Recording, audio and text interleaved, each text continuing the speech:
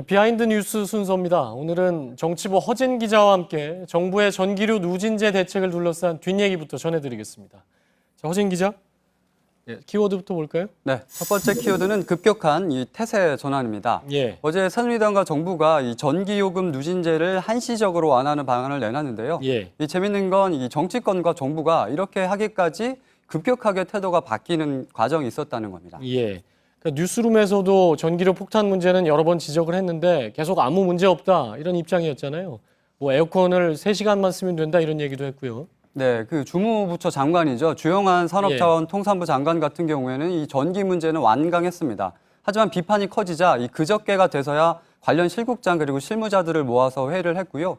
그러다가 어제 박근혜 대통령이 이 새누리당 신임 지도부를 만난 자리에서 이 누진제 완화가 좀 필요하다 이렇게 시사를 하니까 이 5시간 만에 이 긴급 당정회의를 개최를 해서 이 대책을 내놨습니다. 그러니까 언론이 여러 가지 사례를 묶어서 뭐 2주 넘게 보도를 했을 때는 아무 대책이 없다가 대통령 한마디에 바로 5시간 만에 대책이 나온 거군요. 네, 그런 비판에 지금 휩싸인 상황인 거죠.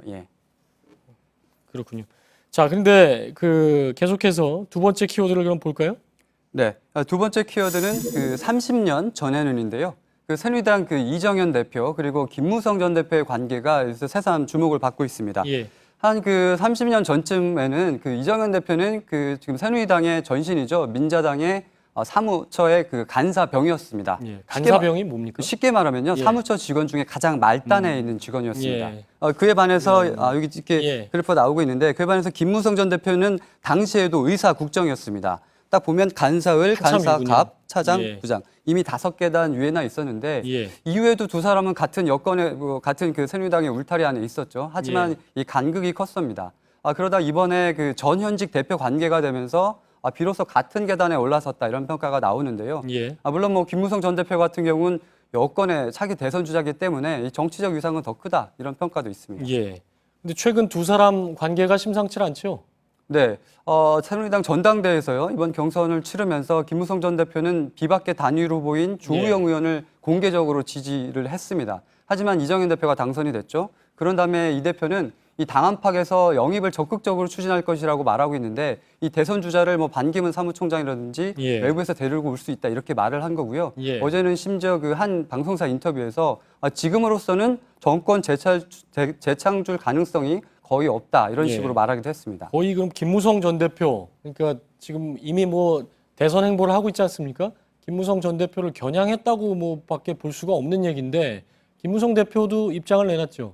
네, 그 김 전 대표가 지금 호남에서 민생 투어를 하고 있는데요. 어제 자신이 언제부터 비박이었냐, 왜 가만히 있는 사람을 이편저편 가르고 있냐, 자신을 너무도 잘하는 사람이 그렇게 몰아가면 할 말이 없다. 이렇게 서운한 감정을 드러내기도 했습니다. 그러자 오늘 그 이정현 대표가 이 발언에 대한 반박으로 들릴 만한 발언을 했거든요. 직접 들어보시겠습니다. 내가 어떻게 이쪽이다 저쪽이다 편을 가르고 얘기를 하겠습니까? 저한테는 그런 거 없습니다. 그 편가르기 얘기는 사실 전당대회 때도 계속 나왔던 얘기인데 앞으로도 당대표, 대선 주자 뭐 이런 입장에서 그런 얘기는 계속 될 수 있겠군요. 네, 긴장 관계는 한동안 이어질 것 같습니다. 그렇겠네요. 자, 세 번째 키워드를 볼까요? 네, 세 번째 키워드는 뚜껑 열어보니입니다. 오늘 그 광복절 특사 명단이 발표가 됐는데 그 재계 총수 중에서는 이재연 CJ그룹 회장만이 포함이 됐습니다. 그러자 그 재계에서는 뒷말이 나오고 있다는 얘기가 있거든요. 어제 새누리당 그 이정현 대표가 이 박근혜 대통령을 만난 자리에서 통큰 사면이 있기를 국민들이 기대하는 것 같다 이렇게 말을 했습니다.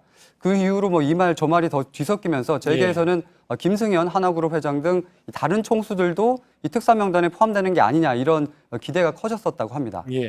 근데 이미 법무부 그 사면심사위원회 결정이 나서 청와대로 온 상태인데 하루 전이죠. 발표 하루 전에 여당 대표가 청와대에 가서 대통령한테 통큰 사면 얘기를 하는 건 어떻게 해석을 해야 될까요? 그러니까 이정현 대표 측의 설명은 이 통큰 사면은 이 민생 사범에 방점을 둔 발언이었다 이렇게 말을 하는데요.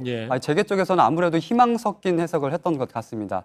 사실 어제 오후에 이정현 대표와 박근혜 대통령이 만난 시간쯤이면 이미 그 특사 명단은 대부분 확정돼 있을 시간이곤 하거든요.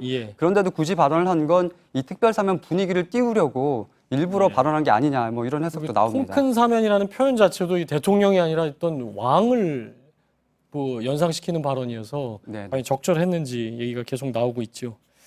자, 정치부 허진 기자였습니다. 수고했습니다.